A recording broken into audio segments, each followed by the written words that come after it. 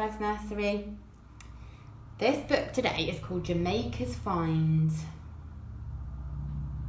and it's by Juanita Havel, and it's illustrated by a woman called Anne Sibley O'Brien.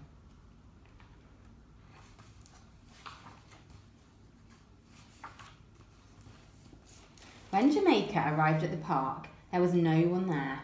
It was almost supper time, but she still had a few minutes to play.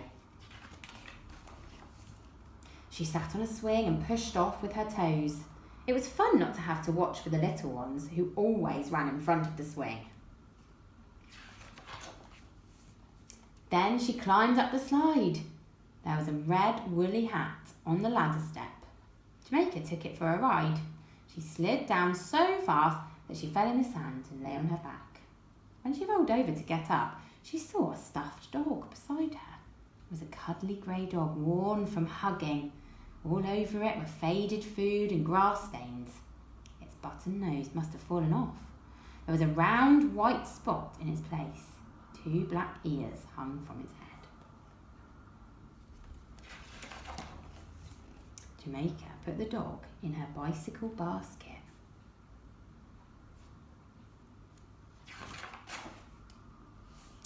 She took the hat to the park office and gave it to the man at the counter. The first thing her mother said when Jamaica came through the door was, "Where did you get that dog from?" "The park. I stopped to play on the way home," Jamaica said. "I found someone's red hat and took it to the lost property office." "But Jamaica, you should have returned the dog too," said her mother. Then she said, "I'm glad you returned the hat though." "It didn't fit me," Jamaica said. "Maybe that dog doesn't fit you either," her mother said.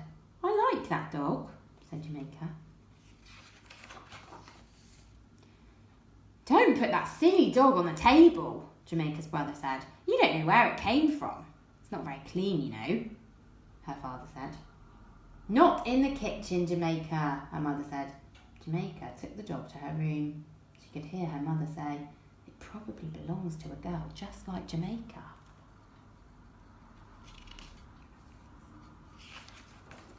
After supper, Jamaica went to her room very quietly. She held the dog up and looked at it closely. And she tossed it onto the chair. "Jamaica," her mother called from the kitchen. "Have you forgotten? It's your turn to dry the dishes." "Do I have to, Mother? I feel horrid," Jamaica answered. Jamaica heard the pans rattle. Then she heard her mother's footsteps. Her mother came in quietly and sat down by Jamaica and looked at the stuffed dog, which lay alone on the chair. She didn't say anything. After a while, she put her arms around Jamaica and squeezed for a long time. "Mother, I want to take the dog back to the park," Jamaica said. "We'll go first thing in the morning," her mother smiled. Jamaica ran to the park office and plopped the dog on the counter. "I found this by the slide," she told the man.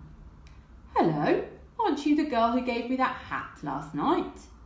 "Yes," said Jamaica, feeling a bit hot round her ears. "You certainly find a lot of things. I'll put it on the lost property shelf." Jamaica stood watching him. "Is that all?" he asked. "You didn't find anything else, did you?" "No, that's all," she said. She stayed to watch him put the dog on a shelf behind him.